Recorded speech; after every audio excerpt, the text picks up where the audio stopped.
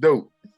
You better know it, bro. But man, Let's get welcome it. to the NPR League Fantasy Podcast. I'm your host and commissioner, Stay Dangerous. Yes, sir. I'm your co-host, Revenge Season. Hey, bro, it is Thursday night and we got action. Boy, do we? Hey, Yes, we do.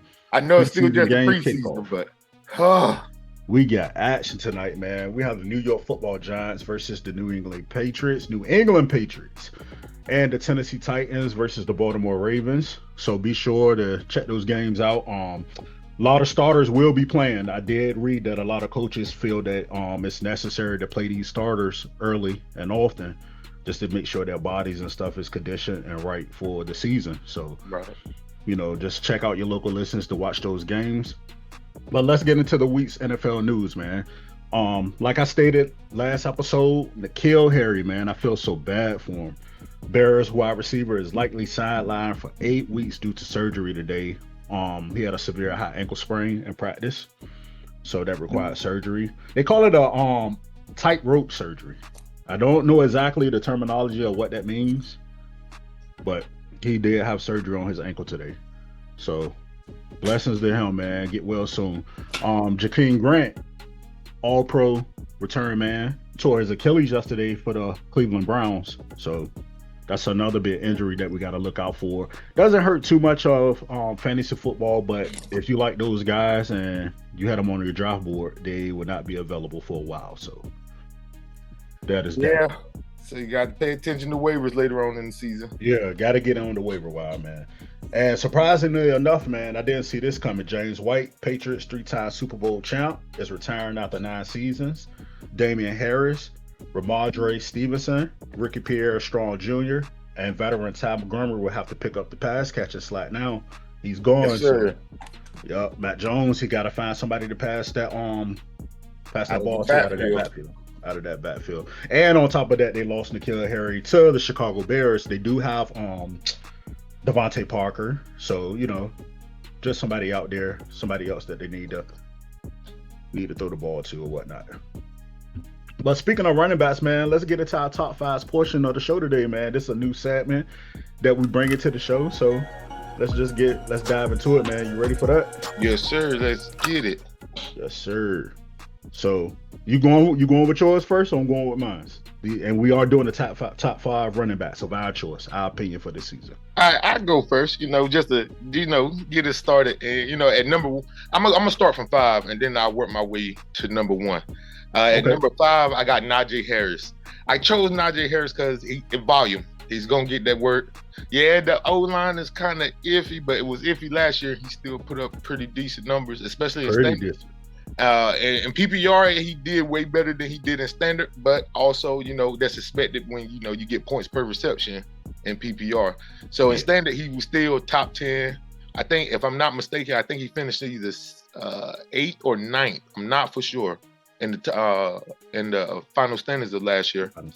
Yeah, he was number 4. I got Derrick Henry. He's only at number 4 because he's coming off foot surgery, That's just more precaution, and he's just number 4 just based off that. But last year and throughout 8 games, he was number 1. He was actually through probably about the first 12 weeks of the season, he was still number 1, even though for 4 weeks after week 8 he was injured, and he was still the number 1 rated running back in standard fantasy. So gotcha. You can't discredit that. The man, and then he's gonna get more catches. Of course, it's not gonna be like he's not running regular routes like CMC or Alvin Kamara, but still he get maybe 20 to 30 catches out of the backfield. He gonna get busy. He's definitely gonna get busy. So number 3, I got Jonathan Taylor. The guy's a talent. You got him at number 3? I got him at number 3. Okay. And I only say that what brought him down was he was the lowest rated RB1 to finish the season, and I think over 5 years. So you look at his final production, it was like if a lot of other people would have been healthy, he maybe would have been top 5 last year. Yeah, could very well be. Yes, sir. Yeah. So I looked at that, and it's not a negative because he's still a talent. Like either way, I still feel like he can still finish RB1. But we just guessing at this point. It's early. It's early. And number 2, I got Austin Eckler. Hey, Ooh. hey, man, that I need to say no more. He's so underrated. It's not even funny, man. Last year was a dope season for him, and he finished number 2 overall. And you know what I mean? You can't keep overlooking production at all. A lot of production, man. You feel me? A lot of production. Yes, and then at number 1, maybe I'm a little biased, but you know, it is what it is. I got CMC, Christian McCaffrey, C-Mac. You know, dog, he's a cheat code when it comes to fantasy. If he's healthy, there's nobody within this hemisphere on this side of the galaxy that's gonna stick with him in fantasy. Like, the guy is absolutely amazing. Like, catching out the backfield, you can put him in the slot. He's running routes better than 80% of the wide receivers that do just wide receiver work. He's doing that as a running back. Hey, we got to improve O-line out in Carolina. Hey, go keep pounding. And I'm just excited. I think this year he gonna put the haters to bed and let them know, hey, man, it ain't stop that injury prone noise. This man. Yeah, definitely. Definitely, man. But those are my top 5s. My early top 5s for the running back position. You know, the preseason. So that's just that's how that's how I feel like. You know, I feel like that's a good list and it's solid in terms of like from top to bottom. Like, any of these guys can finish RB1 on the season. Facts. Definitely facts on that, bro. Like you said, it just comes down to those injuries, offensive line play.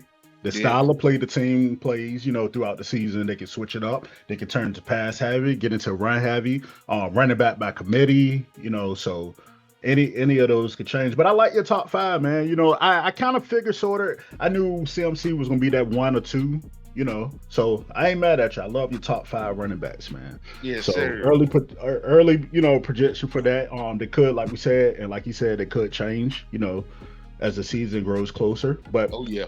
I'm gonna get into mine. Mine hasn't changed too much. Some of the same players that you have are in my top 5. So, but you know, I got a few surprises. All so, right. I'm gonna start mine from the top to the bottom. Number 1. My number 1 to me is still Jonathan Taylor. Being rightfully so. Matty Ice. A lot of people may say he's washed. Matty Ice still can sling the ball. He's gonna open up the run. He still got Michael Pittman there. You know, offensive line, you know, it's doable. We see what happened last year, you know, with Carson Wentz being at the reign at quarterback and Jonathan Taylor still doing the things he's able to do. I really feel he's still that number 1 running back. Nyheim Hines could come and take a lot of those touches away from him, you know, swinging out of the backfield for passes just because who Matt Ryan is as a quarterback. So I got Jonathan Taylor still number 1. Number 2 is my Austin Eckler. Like you had Austin Eckler. Justin Herbert, man, like that's another quarterback. He's going to open up that pass game, back them people out of that box, and they're gonna run that ball. And Austin Eckler can catch out of the backfield too. Yes, he can. He can. And be mindful too, man. I'm not gonna say his name, but it's a sleeper running back out of that backfield and Charger Nation that I'm looking at. So you guys, is a sleeper back. I'm not even gonna say his name. I already know who it is, but go ahead. So my number three, this one was hard for me, man. I hate that I have to say this, man. I'm switching it up on the fly. I have to put Joe Mixon before I put Derrick Henry. Derrick Henry is my number 4. I'm going Joe Mixon this year. Okay. Better offensive line. Passing game will still be there. They're a pass heavy team, but my eyes were predicated based off that the passing teams, they're going to open up that run. They're definitely going to open up that run. So you know what I'm saying? Like, me personally, I don't think, and we'll get into that segment when we get there. I really don't think like the Bengals, like Jamar Chase and he's going to have a great season, but it's not going to be like it was last year. That spectacular breakout. I really think they're going to lean heavy on that run. We gonna get into the wide receivers, but with Chase, if you'd be surprised, it was just like a handful of games. Yeah, it was, but they were big numbers. That's it. Games, so are you gonna be betting your money on? I mean, I'm pretty sure he probably get about two more games where this upcoming season where he got like 200, couple touchdowns in the air. So we gonna get to that. That's the next episode. We gonna get We're to gonna it. get to that. Yeah. So what I had Jonathan Taylor number 1, Austin Eckler number 2, Joe Mixon And number Derrick 3, right? Yep. You had Derrick number Henry 4. number 4. Only reason I said Derrick Henry, and they kind of flip flop for me because I did really want to go higher than that with Derrick Henry, but I do know Derrick Henry. He's at that self-proclaimed. He's 28 years old, man. Just had a foot injury. It won't like it was just a bullshit foot injury. It was a major foot injury that he was sidelined pretty much, the year last year. It's gonna be kind of hard. I mean, you can be in shape all you want to, but those cuts and stuff are going to be real different for you. I also I should have said this earlier when I was speaking on Derrick Henry. A positive. Why I think he will eventually. I'm pretty sure in my ranking I probably bump him up at some point, but yeah. He don't have too much wear and tear on the treads like people think. Yeah, he been having 300-400 carries here and there. When he first got in the league, he was splitting carries with DeMarco Murray. Yeah, he was. Exactly. So it's not like he got that full 28-year-old body in the field type thing. Even though clearly from Derrick Henry from high school up, he been putting in crazy work. But in the NFL, it's not as bad. So there's a positive in that. That's just because he's 28. There's maybe he bucked that trend. Frank Gore did it for a while. Yeah, that's true. So that was just a positive I just wanted to put out there for Derrick Henry. Yeah, we both had him at number 4. Definitely. He's definitely positive show here, man. We positive guys, but and it hurt me to say that, man, because I'm a Derrick Henry fan, but I was just like, man, I gotta put him at number 4 just because I know they always said once you get over that 26-year-old and up threshold, you're an old running back now in the NFL. You know what I'm saying? So that's just what it is. And at number 5, man, I'm gonna be honest with you. I got a tie for this one. It was difficult for me to pick this.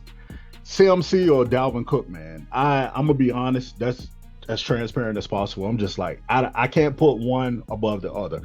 I just got to see CMC and how he bounced back. I'm not taking nothing from him. I've said this since we started this season 5. I really want to see how he bounced back and come back from his injuries. Like you said, they haven't been major injuries or anything. Got a new quarterback, so it's a new vibe in Carolina, man. You know what I'm saying? So I know what that could do for a player, especially like him. We know who he is. We know what he can do. But still I really only 26. Still under 20, only 26. So I really want to see him. You know what I'm saying? See those preseason games. Like I think they got. Matter of fact, they played the Washington Commanders Saturday. Saturday, 1 o'clock. Saturday. So he's definitely going to be out there for a few and play. I want to see. Oh no, he ain't playing in the preseason. He's not going. Okay. Yeah, so they're gonna bring him along, try to take care of him so he could last the whole season. I saw that a couple weeks ago. Okay, good, cool deal. So yeah, I'm glad I put him and Dalvin Cook, man. I got them tied for number 5 on my list. So, that's Jonathan Taylor, Austin Eckler, Joe Mixon, Derrick Henry, and number 5, that's Dalvin Cook and CMC tied together, man. I like that. Tied together. So just go from there. And of course you got your rest of your rankings. Alvin Kamara, we still got to see what the NFL, are they going to suspend him or not? So I couldn't put him too high on the list. Of course, Najee Harris, they said he's going to get a boatload of work this year, or it could go the other way. You never know. They could be pass heavy. So Who knows? You still got your Leonard Fournettes of the world, Swifts, Aaron Jones, Nick Chubbs. So Javonte Williams. You got a few. The last, I say, the back end of the top 10. Well, we could do the back 5, or the top 10 running backs, and that'd be more. In the next episode. Yeah, we could. We got more coming for you, people. We got more coming for you. Definitely more coming for you. But I think our top 5s round out, man. I love your top 5, man. For real, like you said. It's bound to change. Yeah, you can put them in any order to be any Sunday, every week, man. Somebody can, Derrick Henry can have that monster game. You be like, ooh, he number 1. Then you know what I'm saying? Like they just come alive like that, man. So, but they're in their rightful spots in those top 5s, man. So I love your top 5. It was something I want. It was something different. I wasn't expecting. I wasn't expecting 3 through 5. 3 through 5 was like one of the ones. Well, Derrick Henry we got in the same spot, so it was like 3 and 5 was the ones I was just like, yeah. Yeah. All right. But I really had to put Joe Mixon. He don't get enough love. Like he really, to me, he doesn't get enough love, man. Like, and when I say enough love, he really pound that ball, man, to be his size. But Oh, he's a that talent, offense, definitely. yeah, he's definitely. But I really feel that offensive passing game, man, they're a pass heavy team, pass first team. But I really believe it's going to slow down a little bit this year. They're going to have to pound that ball, and because they got a good offensive line. Yes. They got a damn good offensive line, man, like to protect Burrow. So they're going to have to run that ball. And if their defense do just enough when they do get the lead to keep teams off of them, that's all they're gonna do is run the ball. Run the ball, pound the ball, man. Might as well. You got to. Yes, Gotta pound sir. the ball, kill the clock, man. And we ain't got too much longer for the for our fantasy draft, the NPR draft. 23 hours and what we got 23 days, 17 hours, 6 minutes, 40 seconds. Michael Jordan numbers, man. We coming, and like we just found out. Speaking of the draft, just found out the good news. We are hosting our first annual draft day party that will be at Buffalo Wild Wings in our local area. Get some of the guys together. So have a good time. We get our draft in, talk a little shit, Yes, sir. On Yes, top of sir. do It's gonna be good. Yes, sir. Do what we do, man. But other than that, man, it's been a great week so far, man. We're gonna just keep pumping it out. The games do come on tonight. Like I said, that will be the New York Giants versus the New England Patriots. And then you got the Tennessee Titans versus the Baltimore Ravens. So just catch up on those games, man. You never know, one of those rookies might end up on your draft board. Which games you gonna tune into? Which one you I'm gonna gonna try to watch both of them. But I really do. I'm gonna be honest. I really do want to see the New York Giants versus Patriots. I want to see Bill Belichick. I gotta see that defense. I know he's gonna play his players for a little while. I know. He's one of those coaches that I did see on the Bleacher Report. Shout out to the Bleacher Report that they did recognize that it's a lot of coaches, and he's one of those coaches that said he's gonna play his starters. Like, you only get 3 preseason games now. Yeah, so it ain't 4 no more. Yeah, it ain't 4. So it's some type of dress rehearsal that has to happen, and especially with all these injuries, man. Like, I mean, certain players you can't afford to sit out. They gotta be battle tested. Yeah, especially your rookies. Yeah. I'm excited for the Patriots and who you said what? God, dog, I'm looking at it and still can't get it right. Oh yeah, so that's the Patriots and the Giants. Yeah, the Patriots and the Ravens. I'm looking forward to the Ravens game. Yeah, the Ravens and Tennessee Titans. Yeah, at 7:30. I'm looking forward to see who's gonna start on offense for the Titans in terms of the wide receivers. I want to really check the wide receivers. Actually, all 4 teams I want to check out their wide receivers, like from the Giants to the Patriots to the Titans to the Ravens. Who's gonna be where, Mike? Yes. Especially the Ravens, man, because that's a good team to do watch. Because I mean, besides Rashad Bateman, man, and you lose a Hollywood Brown, you already know what you expect from Mark Andrews. But who is going to be there that second wide receiver or that third wide receiver? Even with the Titans, you got what's the Trey? Treylon Burks. Yeah, you got Treylon Burks. I don't think Robert Woods playing. I don't think he's playing. He's still he's still recovering from the injury. So but it's just those teams like that. Those sleepers that will be on those teams that you may need to win. And another one from the Patriots. I got 2 wide receivers. I'm looking to see exactly how the team's going to use them in this first game. Just to see if they actually going to use them. Is what is his name? I done drew a blank. Devontae Parker. He's on the Patriots now. Yep. So I really want to see what he gonna do, and Kadarius Toney for the Giants. Yeah. Was last year them? Hey, Kadarius Toney coming on late last year, bro. He could win your lead this year, man. Yes. And it's all predicated on Daniel Jones throwing that rock. Or even then, well, then it still circle back to Daniel Jones. But I'm about to say, if Saquon come out the gate hot and the team start putting 8 in the box, Daniel Jones then definitely got to make the right play, because Kadarius Toney with the ball in his hand last year was absolutely amazing. Yeah, he was amazing. He was definitely amazing, man. I'm ready. I'm Kenny Holiday over there, so just players like that. They got good talent. It's just quarterback play got to be better than what it is. And we're a couple minutes from the first game kickoff. That's about to start. Yes, sir. But man, hope everybody enjoyed the show today. We got our first top 5 segment in. There's going to be plenty more of those. The first top 5, the back end top 5. Yo, just follow us, like, share, subscribe, YouTube, NPR League. Get on the Anchor app. That's Anchor FM/NPR League. Please go there, follow us, listen to the podcast. You can follow us on Instagram at NPR League. You can go on Twitter at NPR League. It's the same handle, man. We here everything all season long. All it's season. The lead. It's the lead, man. Appreciate you. Yes, sir. And we out. You're listening to NPR League with your host and commissioner, Stay Dangerous, and co-host Revenge Season.